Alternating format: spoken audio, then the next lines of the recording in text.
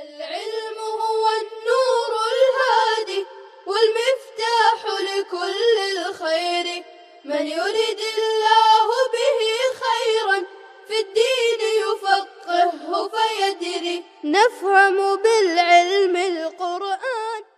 بسم الله الرحمن الرحيم. الحمد لله رب العالمين والعاقبة للمتقين والصلاة والسلام على سيد الأنبياء والمرسلين سيدنا وحبيبنا وحبيب رب العالمين محمد وعلى آلہ وأصحابہ ومن ہدى بہدیہ إلی یوم الدین.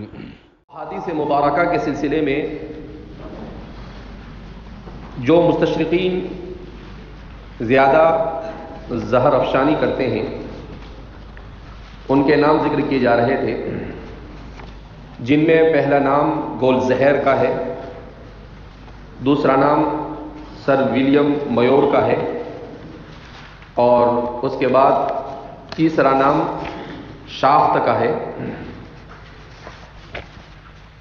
یہ وہ مستشرقین ہیں جنہوں نے خاص طور پر علم حدیث کو اپنا ہدف بنایا اور احادیث مبارکہ پر قسم قسم کے اعتراضات کیے. ان کے اعتراضات اور ان کے جوابات.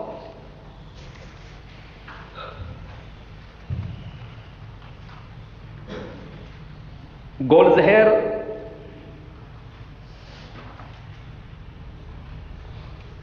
احادیث نبویہ کے سلسلے میں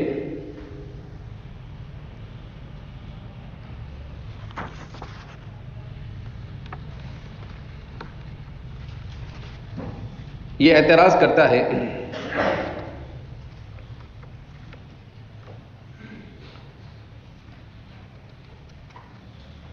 کہ علم حدیث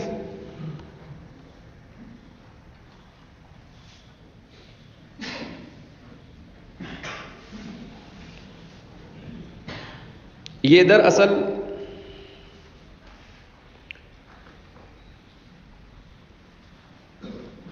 خلافت بنو امیہ کے دور میں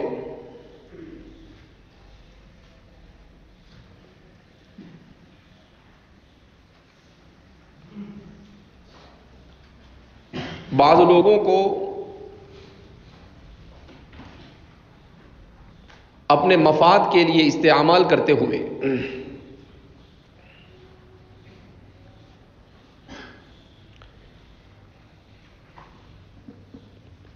اپنی سیاسی ضرورت کے مطابق ان سے احادیث گھڑوائی گئی.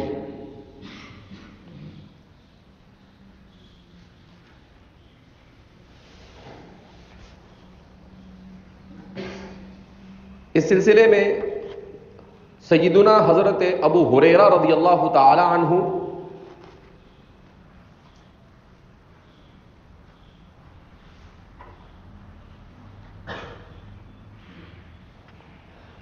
اور امام زہری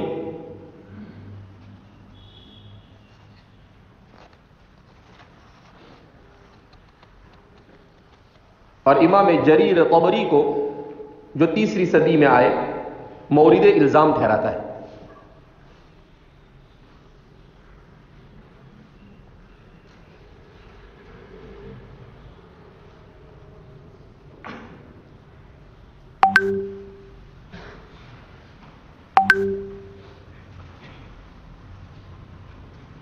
دوسرا الزام اور اعتراض یہ کرتا ہے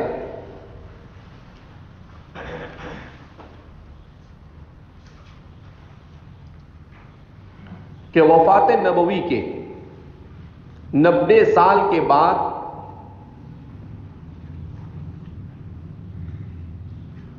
حدیثیں لکھی گئی.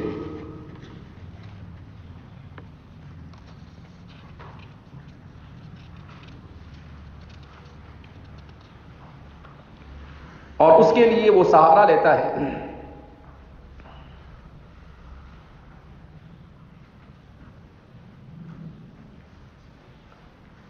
حضرت عمر ابن عبد العزیز کے اس مکتوب کا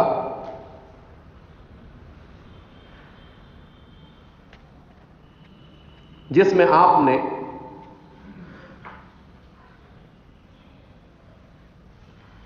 مختلف امصار اسلامیہ کے محدثین کو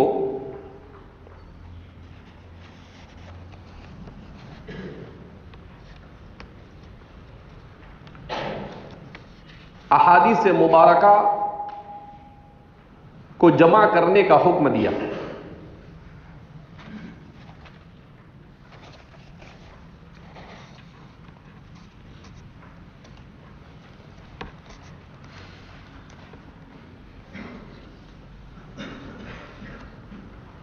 ان دونوں اعتراضات کی بنیاد پر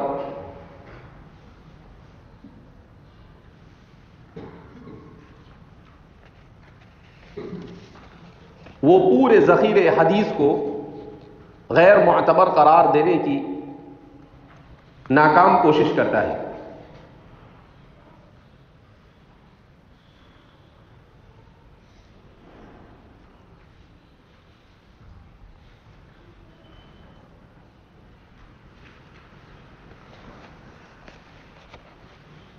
تو اس سلسلے میں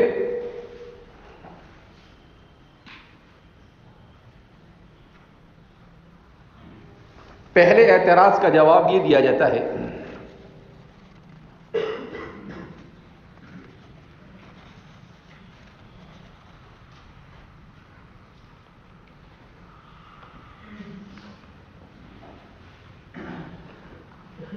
کہ یہ بات سراسر بے بنیاد اور غلط ہے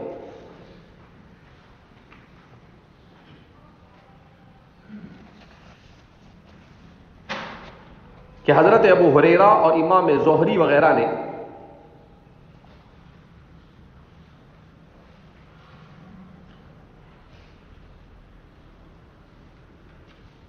خلفاء اور وزراء کے دباؤ میں آ کر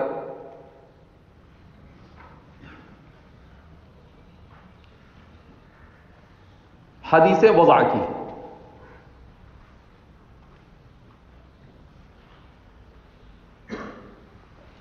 اس لیے کہ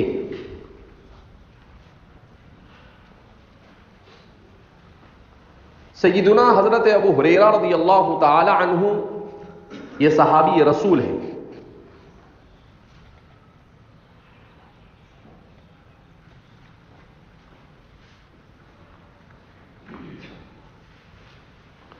اور صحابی رسول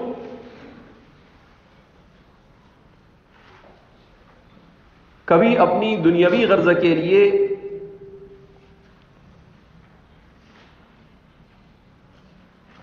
ایسی گھٹیا حرکت نہیں کر سکتا.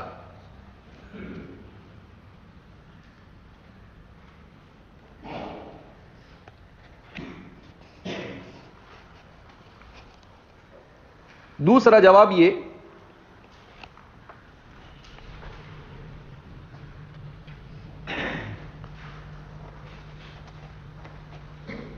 کہ حضرت ابو ہریرہ رضی اللہ تعالی عنہ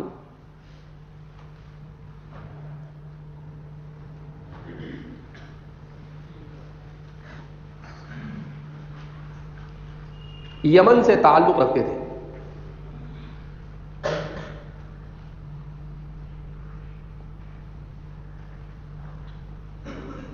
اور یمن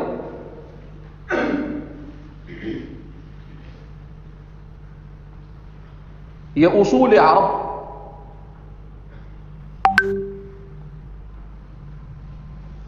یعنی اصل عرب وہیں کے ہوتے ہیں.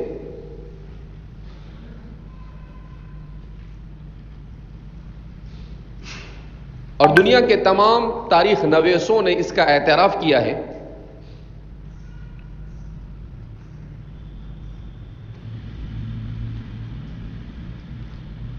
کہ حافظے کے باب میں عربوں کا کوئی ثانی نہیں. حافظے کے باب میں عربوں کا کوئی ثانی نہیں.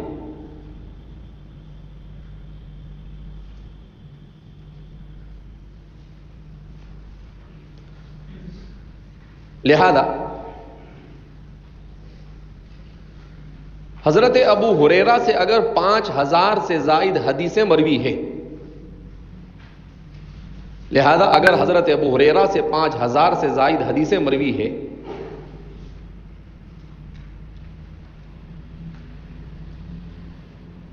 تو یہ کوئی امر مستبعد نہیں.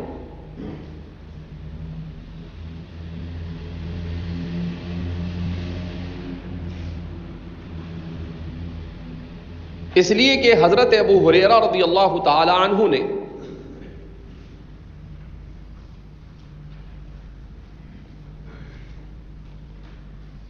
تقریباً 3 سال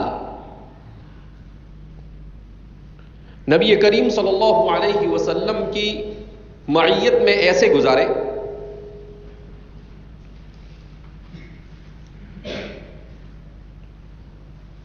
کہ آپ صلی اللہ علیہ وسلم کے اپنے گھر سے نکلنے سے لے کر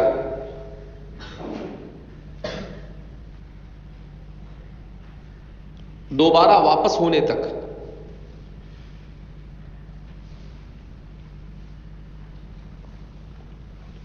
آپ کے ساتھ مسلسل لگے رہتے تھے.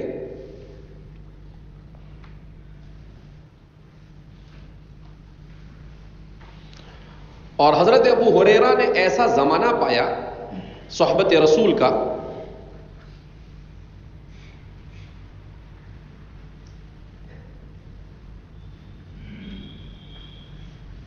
جب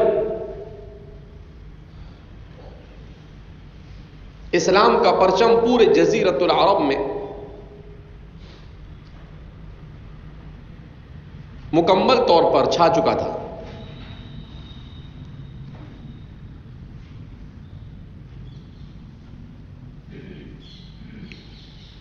اور جزیرۃ العرب کے مختلف قبائل کے وفود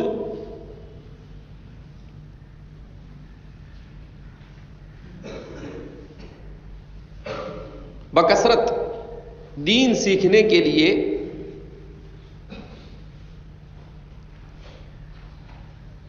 نبی کریم صلی اللہ علیہ وسلم کی خدمت اقدس میں حاضر ہو رہے تھے.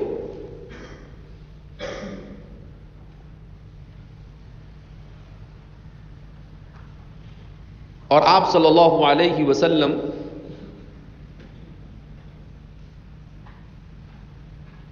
انہیں تفصیل کے ساتھ دین سکھا رہے تھے.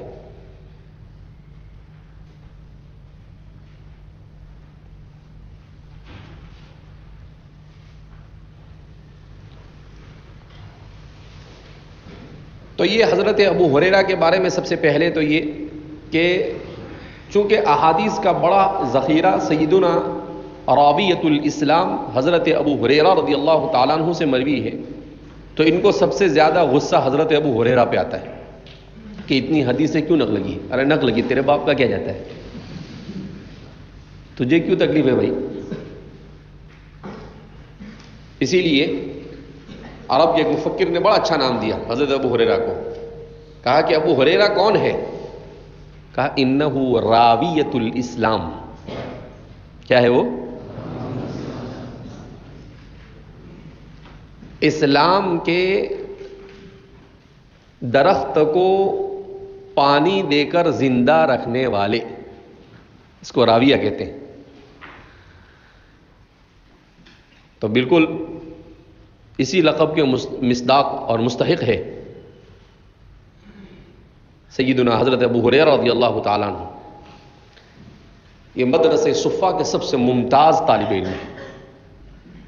ان سے زیادہ ممتاز مدرسہ صفہ کا اور کوئی طالب علم نہیں. انتہائی چاق و چوبند، طلب علم کے لیے ہر طرح کی قربانی کے لیے ہمیشہ تیار. اور اپنے استاد کو جس محبت اور شفقت کے ساتھ اور جس لزوم کے ساتھ حضرت ابو ہریرہ نے، یہ صرف آپ ہی کی شان تھی. خود سیدنا حضرت ابو ہریرہ ایک موقع پر فرماتے ہیں کان رسول اللہ صلی اللہ علیہ وسلم بیننا، حضور ہمارے درمیان بیٹھے تھے، اچانک آپ کھڑے ہوئے اور چلے گئے اور آپ واپس آئے نہیں. تو کہا کہ مجلس میں ہم لوگ پریشان ہو گئے، سب مدرسے صفہ کے طلبہ. تو کہا کہ سب کھڑے ہو کر حضور کو تلاش کرنے کا. کہا سب سے پہلے میں ہی اٹھا اور آپ کو تلاش کرنے کے لیے مدینہ کی گلیوں میں، مدینہ کے باغات میں چکر کاٹنے لگا کہ ہمارے استاد کہاں چلے گئے، رسول اللہ صلی اللہ علیہ وسلم کہاں تشریف لے گئے. کہا ڈھونڈتے ڈھونڈتے مجھے ایسا لگا کہ ایک انصاری صحابی کے باغ میں کچھ ایسا محسوس ہو رہا ہے کہ کوئی ہے. کہا میں اس میں باغ میں جانے کی کوشش کرنے لگا تو باغ میں جانے کا کوئی راستہ نظر نہیں آیا. تو ایک چھوٹی سی جگہ تھی، جس سے باغ میں جایا جا سکتا تھا. تو حضرت ابو ہریرہ بہت دبلے پتلے تھے. تو ابو ہریرہ فرماتے ہیں کہ میں کسی طریقے سے اس میں سے اندر داخل ہو گیا. جب میں اندر داخل ہوا تو میں نے دیکھا کہ رسول اللہ صلی اللہ علیہ وسلم وہاں پر موجود تھے.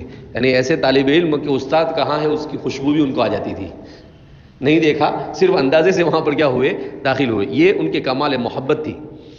جب میں داخل ہوا تو اللہ کے رسول صلی اللہ علیہ وسلم کو وہاں پر پایا، تب میرے دل کو قرار اور سکون آیا.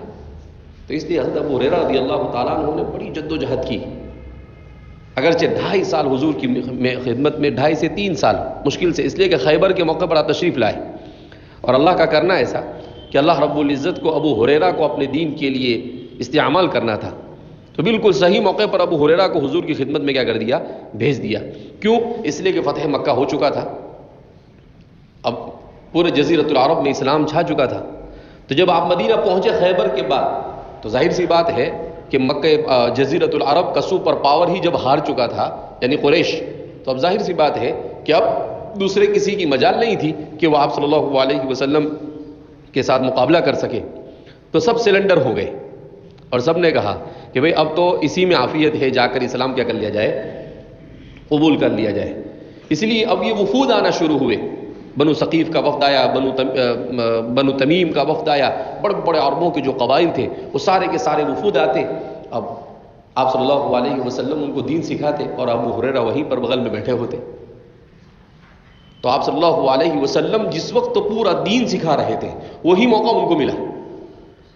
اسی لیے حضرت ابو ہریرہ رضی اللہ تعالیٰ عنہ نے اتنی زیادہ روایتیں کیا کی ہے، نقل کی ہے. اور دوسری طرف حضرت ابو ہریرہ رضی اللہ تعالیٰ عنہ کو آپ صلی اللہ علیہ وسلم کی دعا بھی لگ گئی تھی کہ ایک موقع پر حضرت ابو ہریرہ رضی اللہ تعالیٰ عنہ نے نبی کریم صلی اللہ علیہ وسلم سے اپنے طالب علمی کے بالکل ابتدائی دور میں حضور سے کہا کہ اللہ کے رسول صلی اللہ علیہ وسلم میں آپ کا کلام سنتا ہوں. بعض روایت میں آتا ہے کہ آپ بیٹھے ہوئے تھے، حضرت ابو ہریرہ بھی بیٹھے ہوئے تھے. تو آپ صلی اللہ علیہ وسلم کے اوپر ایک کیفیت طاری تھی، کبھی کبھی حضور پر کوئی کیفیت طاری ہو جاتی تھی. تو حضرت ابو ہریرہ سے کہا کہ مانگ، کیا مانگتا ہے؟ ابو ہریرہ بھی ابو ہریرہ تھے، سچے اور پکے طالب علم تھے. کہا کچھ نہیں، اللہ کے رسول صلی اللہ علیہ وسلم بس میرے لیے دعا کر دیجئے کہ میں آپ کی جو بات سنوں مجھے یاد ہو جائے. آپ کی جو بات سنوں مجھے کیا ہو جائے، یاد. سب من جانب اللہ ہے.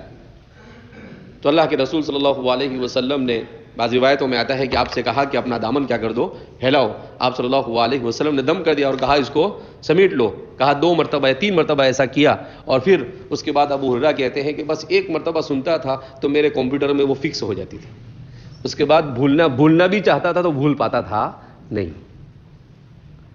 تو ایک تو آپ صلی اللہ علیہ وسلم کا دل جیتا آپ نے، اس لیے کہ آپ صلی اللہ علیہ وسلم ایسی بات کب کہتے تھے جب کسی سے بہت خوش ہو جاتے تھے کہ مانگو کیا مانگتے ہو. ایک صحابی سے کہا کہ مانگو کیا مانگتے ہو، کہا مرافقتک فی الجنہ. اتنا عظیم سوال کر دیا. کیا کہا کہ میں تو جنت میں آپ کی رفاقت چاہتا ہوں.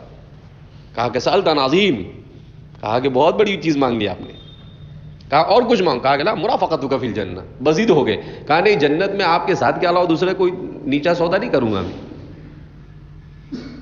تو آپ صلی اللہ علیہ وسلم کا آئینی بھی کثرت السجود، کثرت سے نماز پڑھتے رہو تو تم جنت میں میرے ساتھ ہو جاؤں گے. تو ایسے بہت سارے واقعات ہیں کہ حضرات صحابہ جب کوئی بہت اچھا کام کر دیتے تھے تو آپ صلی اللہ علیہ وسلم ان کو کہتے تھے کہ مانگو کیا مانگتے ہو. جیسے دنیا کے بادشاہ بھی ہوتے ہیں. فرعون نے جادوگروں سے کہا، بلایا ان کو تو کہا کہ بھئی کیا چاہیے. جادوگروں نے ان سے پہلے سوال کیا کہ بھئی جائزہ کیا ہوگا، انعام کیا ہوگا ہمارے. انتم اذا لمن المقربین، کیا تمہارا انعام یہ ہوگا کہ میں تمہیں اپنا مقرب بنا دوں گا. تو بادشاہ کا مقرب ہونا یہ سب سے بڑا ہے. کیوں؟ اس لیے کہ بادشاہ کا مقرب ہے، جب جو چاہے وہ مل جائے گا. جب جو چاہے وہ کیا ہو جائے گا، مل جائے گا. تو اللہ کے رسول صلی اللہ علیہ وسلم تو دنیا اور آخرت کے بادشاہ تھے، جسم اور قلوب دونوں کے بادشاہ تھے. تو آپ صلی اللہ علیہ وسلم بھی جب آپ پر کوئی اچھی کیفیت طاری ہوتی تو صحابہ سے کہتے تھے، اور صحابہ بھی اتنا پیارا مانگتے تھے کہ بس وہ انہی کا حق تھا اور وہ انہی کا حصہ تھا. ان کے علاوہ کوئی ایسا مانگ بھی نہیں سکتا. ان کے علاوہ کوئی ایسا مانگ بھی نہیں سکتا. عجیب عجیب انداز میں آپ نے کہا، ایسا لگتا تھا جیسے بالکل تاک کے بیٹھے ہوئے ہو کہ کب کہے کہ کیا چاہیے اور میں بول دوں.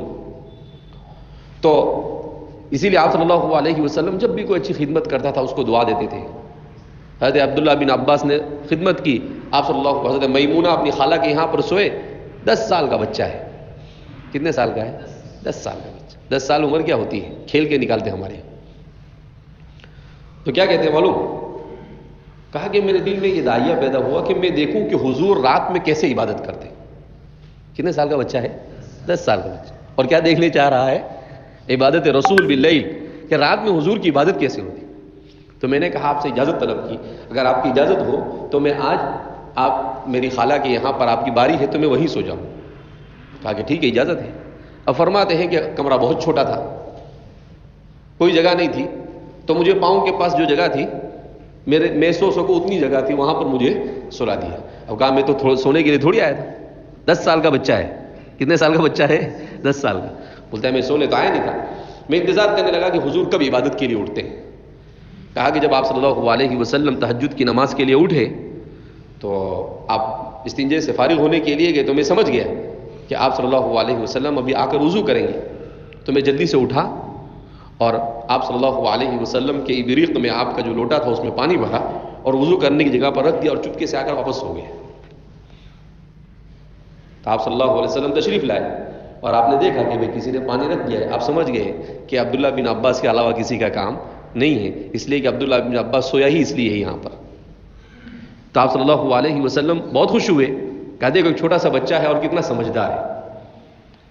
پھر آپ صلی اللہ علیہ وسلم نے وضو کیا اور نماز کے لیے مسجد نبوی میں چلے گئے، اس لیے کہ نبی کریم صلی اللہ علیہ وسلم کے زوجات کے جو حجرے تھے وہ بالکل مسجد نبوی سے لگ کر تھے، یعنی ان کا ایک دروازہ مسجد نبوی میں کھلتا تھا. تو آپ جب نماز کے لیے تشریف لے گئے تو انہوں نے دیکھا کہ ہاں وضو ہو گیا اور نماز کے لیے آپ چلے گئے. تو آپ بھی جلدی جلدی اٹھے عبداللہ بن عباس اور جلدی سے وضو کیا اور نماز میں جا کر آپ صلی اللہ علیہ وسلم کی اس طرف کھڑے ہو گئے. کدھر کھڑے ہو گئے؟ بائیں طرف. تو آپ صلی اللہ علیہ وسلم نے نماز میں ان کو یوں کر ان کے کان سے پکڑ کر ان کو ادھر کر دیا، تو ادھر آ گئے. جب سلام پھیرا تو آپ صلی اللہ علیہ وسلم نے کہا کہ بھئی ادھر کیوں کھڑے ہو گئے تم؟ تو کہا کہ آپ صلی اللہ علیہ وسلم آپ ہر اچھی چیز کو سیدھے ہاتھ سے پسند کرتے ہیں، میں نے سوچا میرا امام میرے سیدھے ہاتھ پر ہو. کیا فرما رہے؟ میں نے کیا سوچا؟ میرا امام میرے سیدھے ہاتھ پر ہونا چاہیے، اس لیے کہ امام سے بہتر اور کون ہو سکتا ہے، اور آپ امام. تو آپ صلی اللہ علیہ وسلم کو 10 سال کے بچے کا اتنا پیارا جواب بہت پسند آیا. تو آپ صلی اللہ علیہ وسلم نے کہا کہ ہاں یہ ہے بندہ کام کا، یہ کچھ کرے گا اور وراثت علم کو چلائے گا. تو آپ صلی اللہ علیہ وسلم نے ان کے سر پر ہاتھ رکھا اور کہا اللہم علمہ الکتاب و تأویلہ. لاٹری لگ گئی عبداللہ بن عباس کی. عبداللہ بن عباس کی لاٹری کیا ہو گئی؟ لگ گئی. حضور نے کیا فرمایا کہ اللہ اس کو اپنی کتاب کی تفسیر کا علم عطا فرمایا. کام بن گیا عبداللہ بن عباس کا. تو اللہ کے رسول صلی اللہ علیہ وسلم نے ان کی فقاہت کو بھانپ لیا، ان کی فقاہت کو کیا کر لیا؟ بھانپ لیا. پھر ان کو سمجھایا کہ برابر ہے، اصل میں مقتدی اصل نہیں ہوتا ہے، اصل امام ہوتا ہے، تو امام کے سیدھے ہاتھ کے پاس کھڑے ہونا چاہیے.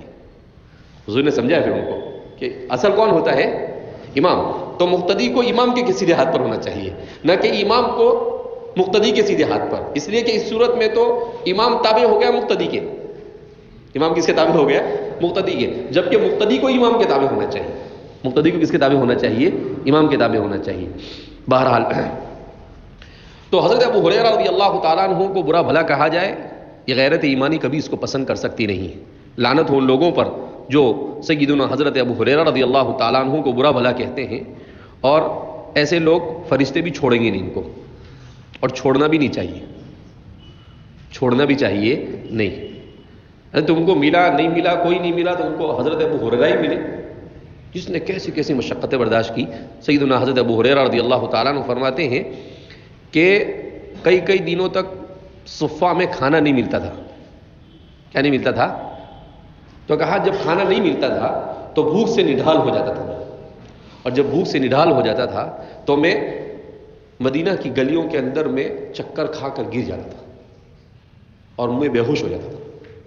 کیا ہو جاتا تھا؟ بے ہوش ہو جاتا تھا. لوگ یہ سمجھتے تھے کہ مجھے مرگی کی بیماری ہے.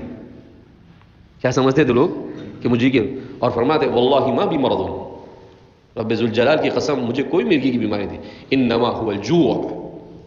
بھوک سے نڈھال ہو کر میں بے ہوش ہو کر مدینہ کی گلیوں میں گر جاتا تھا. تو یہ ابو ہریرہ ہے. ایسے ہی نہیں علم حاصل کیا. اس ابو ہریرہ نے کیسی قربانیاں دی، تب جا کر تو آج حدیث کی کوئی کتاب ایسی نہیں جس میں حضرت ابو ہریرہ کا ذکر نہ ہو. اور کسی کی مجال ہے سیدنا حضرت ابو ہریرہ کے اوپر انگلی اٹھائے تو انگلی بھی اور ہاتھ بھی کاٹ دیا جائے گا. اور ایسے ہی کیا، ایسا دفاع کیا سیدنا حضرت ابو ہریرہ رضی اللہ تعالیٰ عنہ کا اس امت کے علماء نے کہ اس کی نظیر دنیا میں کہیں نہیں ملتی. میں نے کہا نا کہ ایک عرب عالم ہے ملک شام کے، اردن کے، انہوں نے حضرت ابو ہریرہ کے بارے میں دفاع عن ابی ہریرہ کتاب ہے، دفاع عن ابی ہریرہ. کتنے صفحے میں؟ 800 صفحے کی کتاب ہے اور بڑی سائز میں، ہدایہ کی سائز میں. میرے پاس ہے، گزشتہ سال بھی میرے بچوں کو لا کر بتلایا تھا. میں نے کہا کسی کی مجال ہے جو ہمارے ابو ہریرہ کو چھیڑ کے بتائے. میں نے کہا ایسی کتابیں وجود میں آ جاتی ہیں. چھوٹی چھوٹی تو بہت لکھی لوگوں نے، سینکڑوں لکھی، اردو میں بھی لکھی، لیکن عربی میں سب سے بہترین کام پر ہوا. اسی مصنف نے ان کا نام دیا ہے راویۃ الاسلام. اسی مصنف نے ان کا نام کیا ہے راویۃ تو مستشرقین نے حضرت ابو ہریرہ کے بارے میں جتنے اعتراضات کیے، سارے اعتراضات کا جواب دیا. اگر کسی کو مدرسے صفا کی اس ممتاز طالب علم سے محبت ہو تو ضرور اس کتاب کو پڑھنا چاہیے کہ کس بہترین انداز میں اس شخص نے سیدنا حضرت ابو ہریرہ کا دفاع کیا ہے. یعنی اصل میں کیا ہوتا ہے وہی کہ ان کو ماننا نہیں ہے نا، تو کچھ بھی کہا کہ ابو ہریرہ، کہا کہ یہ تو کنیت ہے، کہا ان کا نام تو کسی کو معلوم نہیں. نام نہیں معلوم تو کیا ہوا؟ بولے نام نہیں معلوم اس کا مطلب مجہول الاسم ہے، اس کا مطلب اس شخصیت کا کوئی. تیرے باوا نے بولا حضرت ابو بکر کا بھی نام نہیں معلوم ہے کسی کو، کہ زمانے جاہلیت میں ان کا نام عبد الکعبہ تھا اور اسلام لانے کے بعد ان کا نام عبداللہ ہے، لیکن وہ مشہور کس سے ہوئے؟ ابو بکر سے. تو ایسی تو بے شمار لوگ ہیں جو اپنے نام سے نہیں مشہور ہوئے، کوئی کنیت سے مشہور ہوا، کوئی لقب سے مشہور ہوا. تو اس لیے تو اس کا بھی انہوں نے جواب دیا، اس لیے کہ حضرت ابو ہریرہ رضی اللہ تعالیٰ عنہ کا نام کیا ہے. اس سلسلے میں ہمارے محدثین کے 40 سے زیادہ اقوال ہیں. کتنے اقوال ہے؟ 40 سے زیادہ اقوال ہے. لیکن اس میں راجح ہے عبد الرحمن بن صخر الدوسی ابو ہریرہ المشہور بابی ہریرہ، جو ابو ہریرہ سے کیا تھے؟ مشہور تھے. اب یہ ابو ہریرہ بھی لقب تھا ان کا، اپنا اختیار کیا ہوا نہیں تھا، یہ بھی حضور کا دیا ہوا تھا. یہ بھی کس کا دیا ہوا تھا؟ آپ صلی اللہ علیہ وسلم جو کہہ دیتے تھے صحابہ اسی سے اپنے آپ کو مشہور کر دیتے تھے. تو انہوں نے اسی کو پسند کر لیا اپنے لیے اور اسی سے مشہور ہو گئے. یہ اپنی والدہ کے ساتھ مدینہ شفٹ ہو گئے تھے، یمن سے خیبر میں آئے اور خیبر سے مدینہ میں مقیم ہو گئے. انہوں نے تو اسلام قبول کر لیا لیکن ان کی والدہ نے اسلام قبول نہیں کیا. تو فرماتے ہیں کہ میں نے ایک دن حضور سے کہا کہ اللہ کے رسول صلی اللہ علیہ وسلم میری ماں کے لیے دعا کیجیے کہ وہ اسلام لے داخل ہو جائے. بہت خدمت کرتے تھے اپنی والدہ کی، ابو ہریرہ رضی اللہ. تو اللہ کے رسول صلی اللہ علیہ وسلم نے کہا چلو ٹھیک ہے ہم دعا کرتے ہیں. آپ صلی اللہ علیہ وسلم کی دعا کی قبولیت پر ابو ہریرہ کو اتنا یقین تھا، کیا فرماتے معلوم؟ کہ میں نے دوڑ لگائی. حضور نے ہاتھ اٹھائے اور میں نے دوڑ لگائی کہ میں ذرا دیکھوں کہ آپ صلی اللہ علیہ وسلم کی دعا جلدی آسمان پر پہنچتی ہے اور قبول ہوتی ہے یا میں اپنے گھر پر جلدی پہنچتا ہوں. میں نے یہ دیکھنا چاہا. اور تو فرماتے ہیں کہ راستے میں لوگ کہنے لگے کہ ابو ہریرہ کبھی بھاگتا نہیں، آج بھاگ رہا ہے ابو ہریرہ، کیا ہو گیا ابو ہریرہ کو؟ حل جن علیہ الجنون، کیا کوئی مجنون تو نہیں ہو گیا ابو ہریرہ؟ کہا میں کسی کی سننا، میں تو بھاگا جا رہا تھا. کہا میں گھر پر پہنچا تو دیکھا کہ دروازہ بند ہے، دروازے کو کھٹکھٹایا تو میری ماں سے میں نے پوچھا تو میری ماں نے کہا کہ میں اسلام قبول کرنا چاہتی ہوں اس لیے غسل کر رہی ہوں، تو تم تھوڑی دیر انتظار کرو. تو کیا فرماتے ہیں؟ واللہ ان دعاء رسول اللہ صلی اللہ علیہ وسلم اسرع منی، حضور کی دعا مجھ سے زیادہ تیز آسمان پر پہنچ گئی. آپ صلی اللہ علیہ وسلم کی دعا مجھ سے پہلے، میں گھر پر پہنچا نہیں، اس سے پہلے ہدایت میری ماں کی وہاں پر کیا ہو گئی؟ پہنچ گئی. بہرحال سیدنا حضرت ابو ہریرہ رضی اللہ تعالیٰ عنہ، اسی طریقے سے امام زہری جو مدون اول ہے علم حدیث کے، ان کے بارے میں سب سے زیادہ زہر اسی نے اگیلا ہے، گول زہر نے، لعنت اللہ علیہ والملائکۃ والناس اجمعین. تو سب سے پہلی بات تو یہ کہ امام زہری یہ پیدا ہوتے ہیں سن ہجری 53 اور 54 میں.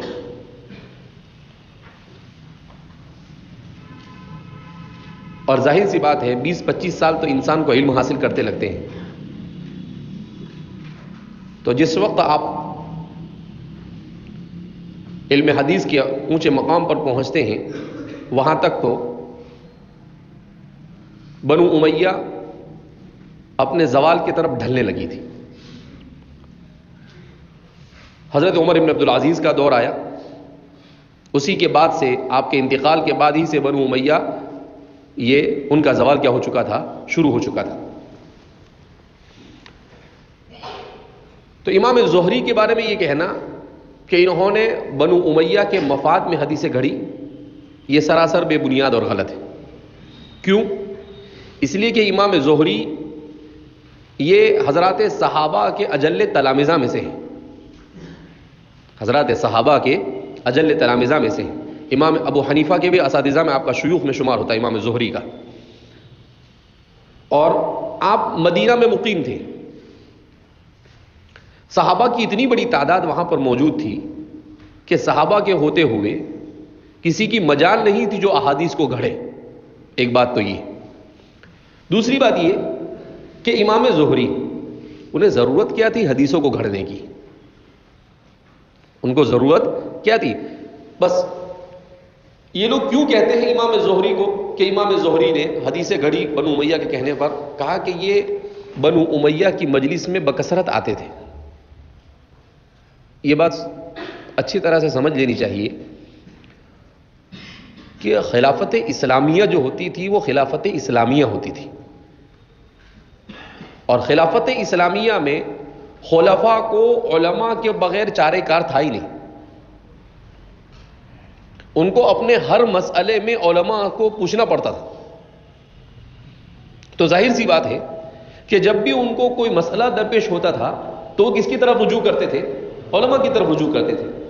تو اگر کوئی عالم مان لیا 2 منٹ کے لیے کہ بکثرت بادشاہ کے پاس تو وہ جاتا نہیں تھا, وہ بلایا جاتا تھا. پہلی بات تو یہ, ایک ہے جانا اور ایک ہے بلانا, دونوں میں فرق ہے. تو وہ بلایا جاتا تھا. اور دوسری بات یہ کہ امام زہری سے اگر کوئی ایک حدیث بھی گڑی ہوئی ثابت کر دے تو مان لیا جاوے کہ وہ واضح حدیث تھی. ایک حدیث کتنی؟ ایک نہیں, آدھی بولوں گا میں, آدھی نہیں پاؤ بولوں گا. اگر انہوں نے اپنی طرف سے گھڑی ہو تو ثابت کر کے بتاؤ. اس لیے کہ جب کوئی بات آپ خلاف واقعہ بیان کرو گے تو آپ کو دلیل دینی پڑے گی. ہم کیوں دلیل دیں گے؟ ہم تو مطابق واقعہ بات بیان کر رہے ہیں. تو مطابق واقعے کے لیے دلیل کی ضرورت نہیں ہے, خلاف واقعہ کے لیے دلیل کی ضرورت ہے. خلاف واقعے کے لیے. تو اس لیے حضرت امام زہری کے بارے میں یہ کہنا کہ امام زہری بنو امیہ کے منشے کے مطابق حدیث گھڑتے تھے, سراسر بے بنیاد اور غلط ہے. کوئی ایک بات بھی امام زہری کے سلسلے میں ایسی ثابت کی جا سکتی نہیں ہے. دوسری یہ کہ وہ یہ کہتے ہیں کہ اصل میں امام زہری جو ہے عمر ابن عبدالعزیز کے کہنے پر انہوں نے حدیثیں. تو عمر ابن عبدالعزیز تو الخلیفۃ الراشد الخامس ہے. اب تو کیا ہے, خلفاء راشدین کے 5ویں خلیفہ ان کو کہا جاتا ہے, حضرت عمر ابن عبدالعزیز کو. حضرت ابوبکر صدیق رضی اللہ تعالیٰ عنہ کی طرح ان کا زمانے خلافت بھی صرف 2 سال, لیکن وہ 2 سال ان کے دوسرے مروان سے لے کر ان کی خلافت کے زوال تک کے دوسرے 80 سال کے اوپر بھاری ہے. ایک طرف عمر بن عبدالعزیز کے 2 سال لگ دیے جائے, اور ایک طرف مروان بن حکم سے لے کر ان کی خلافت کے زوال تک کے جتنے بھی لوگ ہیں 60 ہجری کے بعد سے لے کر 147 ہجری جہاں پر ان کا زوال ہوا وہاں تک کہ یہ پورے 85 سال کے خلفاء کو رکھ دیا جاوے, ان کے 2 سال ان پر بھاری. کیوں؟ اس لیے کہ انہوں نے سیاست کے باب میں جو خرابیاں آ گئی تھی بنو امیہ کی وجہ سے ان ساری خرابیوں کو دور کیا. اسی لیے تو فرماتے ہیں کہ حضرت عمر بن عبدالعزیز کے دور میں مسلمانوں میں اتنی آسودگی آ گئی تھی کہ لوگ اپنا مال لے کر بازاروں میں آتے تھے اور یہ کہتے تھے کہ ہے کوئی زکوٰۃ کا لینے والا جسے میں اپنی زکوٰۃ دوں. کا صبح سے لے کر شام تک وہ منادی کرتا تھا مگر کوئی ایک شخص اس کے پاس زکوٰۃ لینے کے لیے پہنچتا تھا. بعض مرتبہ ہفتوں تک منادی کرتا رہتا تھا وہ. کیوں؟ اس لیے کہ اسلام کے 100% طریقے پر انہوں نے نظام اقتصاد کو قائم کیا تھا، اور جہاں پر دنیا میں اسلام کے نظام اقتصاد کو قائم کیا جاتا ہے، معیشت کے باب میں اسلامی نظام کو قائم کیا جاتا ہے، تو وہاں پر یہی صورتحال ہوتی۔ کیوں؟ اس لیے کہ اسلام نے ان تمام کے تمام دروازوں کو بند کر دیا جن دروازوں سے مال صرف چند لوگوں کی جاگیر بن جاتا ہے۔ ان تمام دروازوں کو بند کر دیا کہ مال پوری ملت اور پوری قوم کے اندر برابر سرابر تقسیم ہوتا رہے۔ اس انداز سے اسلام نے اپنے نظام کو کیا کیا ہے؟ رائج کیا ہے۔ لہذا اس بنا پر وہاں ایسا نہیں ہوتا ہے کہ کچھ لوگ مالدار ہوتے ہیں اور باقی سارے کے سارے غریب ہوتے ہیں۔ اسی لیے اردو ٹائمز میں 5-6 سال پہلے ایک مضمون آیا تھا، تو اس میں ایک بڑی پتے کی بات مجھے ملی۔ اس میں کیا لکھا تھا کہ آج سے 100 سال پہلے، جب تک کہ دنیا میں خلافت اسلامیہ قائم تھی، وہاں تک دنیا میں صورتحال یہ تھی کہ 80% لوگ یہ ایسے تھے جو غربت کا شکار نہیں تھے، اور 20% لوگ غربت کا شکار تھے۔ کتنے فیصد لوگ؟ 20%۔ لیکن جب سے دنیا میں مغربی استعمار کا غلبہ ہوا، معاملہ بالکل الٹ گیا۔ معاملہ بالکل کیا ہو گیا؟ الٹ گیا۔ اب دنیا میں غریبوں کی تعداد 83% ہے۔ کتنی فیصد ہے؟ اور مالداروں کی تعداد کتنی ہے؟ 17%۔ یعنی پورا الٹا ہو گیا، بلکہ الٹے سے بھی اوپر۔ یہ کیوں؟ اس لیے کہ اسلام میں سود جائز نہیں، اسلام میں انٹریسٹ جائز نہیں، اسلام میں وہ تمام کے تمام امور ناجائز ہیں جن امور کو انجام دینے کی صورت میں مالدار سے مالدار تر ہوتا چلا جاتا ہے، اور غریب سے غریب تر ہوتا چلا جاتا ہے۔ اس طرح مالدار اور غریب کے درمیان ایک بڑی خلیج واقع ہو جاتی ہے۔ اسلام ان سارے امور پر پابندی لگاتا ہے۔ لہذا اس بنا پر کہا کہ اسلام نے قانون رصد و طلب، law of demand and supply کو تسلیم کیا، مگر اس شرط کے ساتھ کہ اس پر 3 قسم کی پابندیاں ہوگی: خدائی پابندی، اخلاقی پابندی اور ریاستی پابندی۔ ان 3 پابندیوں کے ساتھ اسلام نے قانون رصد و طلب کو کیا کیا ہے؟ تسلیم کیا ہے، جیسا کہ مشکات میں آپ نے اسلام اور جدید معیشت کے درس میں اس کو سن لیا ہے۔ تو اس لیے حضرت عمر ابن عبدالعزیز نے اگر حکم دیا تو اس کا یہ مطلب نہیں کہ وہ ہمارے زمانے کی طرح بادشاہ تھے کہ کچھ بھی الٹا سلٹا کرواتے تھے لوگوں سے۔ نہیں، انہوں نے اگر حکم بھی دیا تو کہا انی اخاف، مجھے ڈر ہے کہ کہیں احادیث رسول صلی اللہ علیہ وسلم اس کو مدون نہ کرنے کی وجہ سے ضائع نہ ہو جائے۔ تو ضیاء کے خوف سے انہوں نے ایسا نہیں کہا انہوں نے کہ میری حضرت عمر بن عبدالعزیز نے تو اتنے، آپ کی اہلیہ جو تھی وہ خلافت بنو امیہ کے جو بادشاہ تھے ان کی بہن اور ان کی بیٹی تھی، ان سے پہلے جو خلفاء گزرے تھے، تو اس لیے فرماتے ہیں کیونکہ آپ مدینہ کے گورنر تھے خلیفہ بننے سے پہلے، کہ جب آپ خلیفہ بنے تو اپنی بیوی، ان کی بیوی کا نام فاطمہ تھا، تو فاطمہ سے کہا کہ جتنا سونا تمہارے پاس ہے نا یہ سب بیت المال میں جمع کرو۔ بالکل ایک سونا بھی تمہارے پاس نہیں رہے گا۔ کہا کیوں؟ کہا یہ تمہارا نہیں ہے، تمہارے باپ نے، تمہارے بھائی نے اگر تم کو دیا بھی ہے تو یہ امت کے بیت المال کا ہے، اس پر تمہارا کوئی حق نہیں۔ وہ بیوی بھی ایسی تھی۔ کہا اب جو حکم دے، سارا اٹھا کر بیت المال میں کیا کر دیا؟ جمع کر دیا۔ فرماتے ہیں کہ حضرت عمر بن عبدالعزیز کا جب انتقال ہوا تو آپ کی تجہیز و تکفین کے بعد آپ کی وراثت میں مشکل سے 3 یا 4 درہم تھے جو آپ کے 9 یا 11 بیٹوں میں تقسیم کرنے تھے۔ خلیفۃ المسلمین ہے، اور ایسا خلیفۃ المسلمین جو دنیا کے 70 سے 80% حصے کے اوپر حکمرانی کر رہا ہے، اور اس کے بعد وہ وراثت میں کتنے درہم چھوڑ کے جاتا ہے؟ 3 سے 4 درہم۔ تو کسی نے کہا کہ آپ اپنے بچوں کو ایسے ہی چھوڑ کر جا رہے ہو۔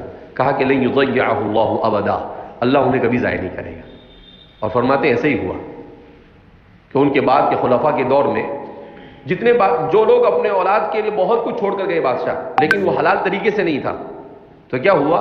کہا کہ ان کی اولاد بھیک مانگتی تھی، اور عمر ابن عبدالعزیز کے جو بیٹے تھے، چونکہ آپ نے ان کی تربیت اتنی اچھی کی تھی کہ جب بھی کہیں پر کسی اچھے گورنر کی ضرورت ہوتی تو اٹھا کر انہی کو بھیج دیا جاتا تھا۔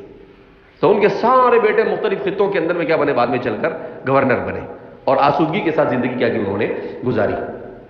تو یہ ان کی اپنی جو عمر بن عبدالعزیز اپنی اولاد کی ایسی تربیت کر سکتا ہے تو کیا وہ عمر بن عبدالعزیز امام زہری سے احادیث گھڑوا سکتا ہے؟ اس کا تصور بھی کیا جا سکتا نہیں ہے.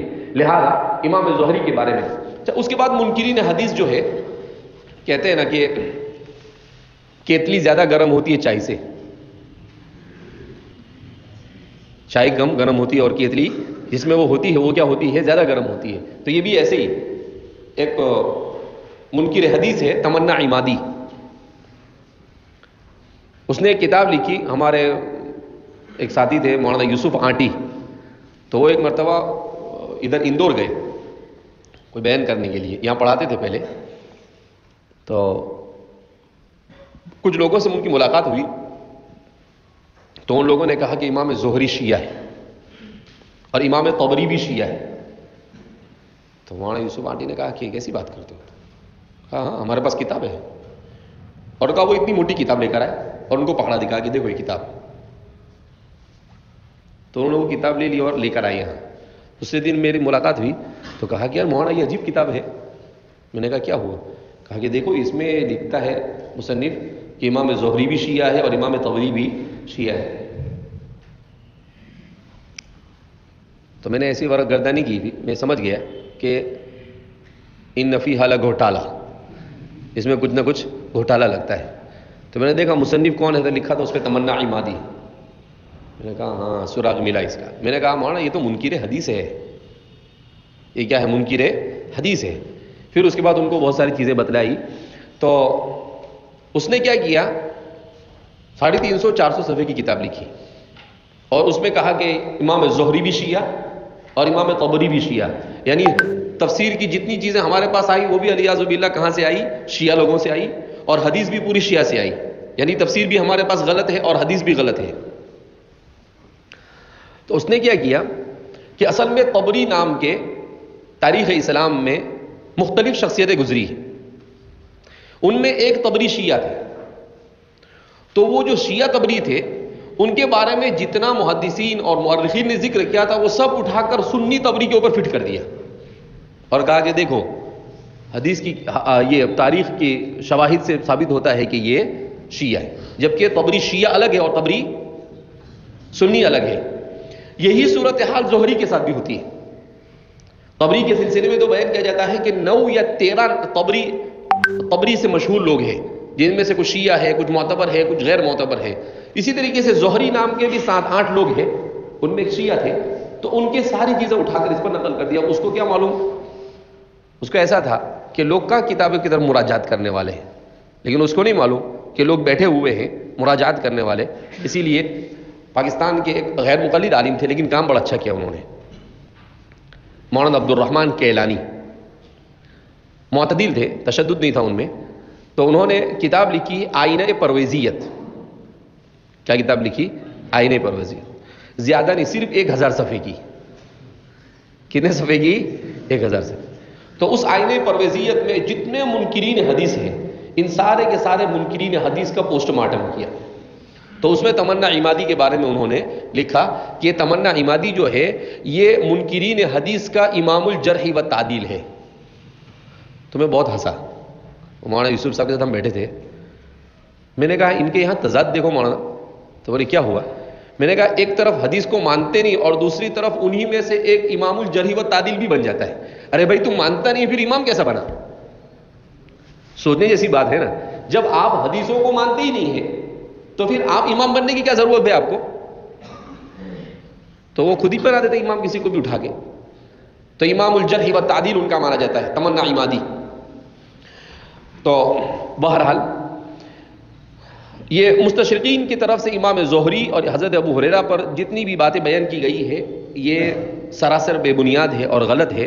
صرف یہ چاہتے ہیں کہ جو مسلمان اپنے اسلاف کی کتابوں سے ہٹ کر علم حاصل کرنا چاہتے ہیں وہ اس طرح کی چیزوں سے متاثر ہو کر اسلام سے دور ہو جائے. اس کے علاوہ ان کا اور کوئی مقصد نہیں. تو یہ مستشرقین نے احادیث رسول صلی اللہ علیہ وسلم کے سلسلے میں جو باتیں بیان کی ان کے بارے میں بیان کیا گیا. اور آخری جو انہوں نے کہا کہ 90 سال کے بعد تو وہ یہاں سے پکڑتے ہیں کہ عمر بن عبدالعزیز نے، لیکن ہمارے علماء نے ثابت کیا ہے کہ احادیث رسول صلی اللہ علیہ وسلم کو لکھنے کا سلسلہ یہ دور نبوی سے شروع ہوا تھا، اور احادیث کو محفوظ کرنے کا ایک ہی طریقہ نہیں تھا، احادیث کو محفوظ کرنے کے بہت سارے طریقے تھے۔ ایک تو لکھا جاتا تھا، اور میں نے آپ کو کہا کہ 19 مجموعے تو نبی کریم صلی اللہ علیہ وسلم کی وفات کے وقت کیا تھے، موجود تھے۔ اس کے علاوہ حضرات صحابہ کے تلامذہ نے اپنے اساتذہ سے سن کر جو مجموعے تیار کیے تھے ان کی تعداد اور زیادہ ہے۔ حضرت ابو ہریرہ رضی اللہ تعالیٰ عنہ کے شاگرد تھے حمام ابن منبہ، تو حمام ابن منبہ جو تھے وہ حضرت ابو ہریرہ کی حدیثوں کو لکھتے تھے۔ تو یہ جو حدیث حضرت ابو ہریرہ پر اعتراض کیا ڈاکٹر حمید اللہ صاحب حیدرآبادی، انہوں نے بڑا اچھا کام کیا۔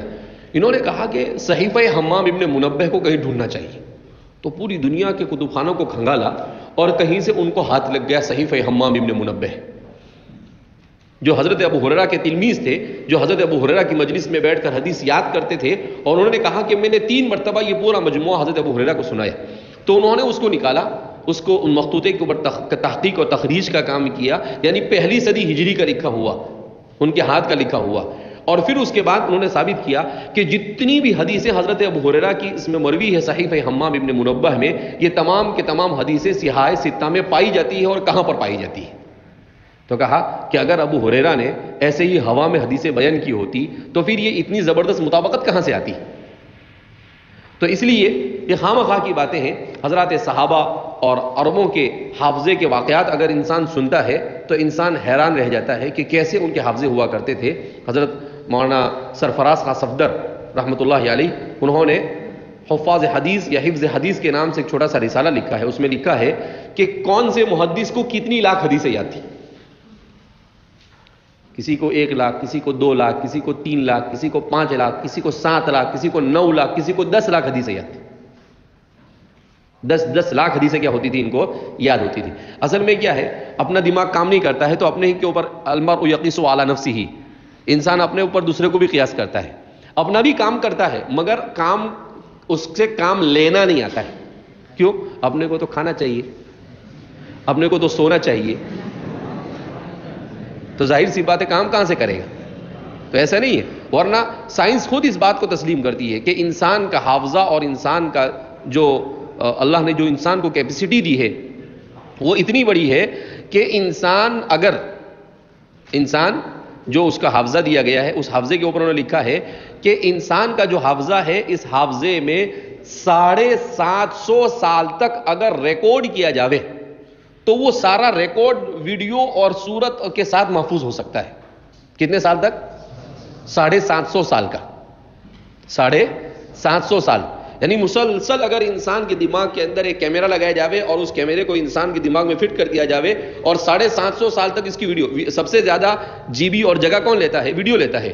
تو کہا کہ 750 سال تک اس کے دماغ میں کیا رہتی ہے؟ چیزیں محفوظ رہ سکتی ہے۔ تو اللہ نے انسان کو ایسا دماغ دیا ہے، لیکن انسان اس کا صحیح استعمال نہیں کرتا ہے، اور جب استعمال نہیں کرتا ہے تو پھر ٹھوکریں کھاتا ہے، پھر ادھر ادھر کے بکواس کیا کر دیتا ہے؟ شروع کر دیتا ہے۔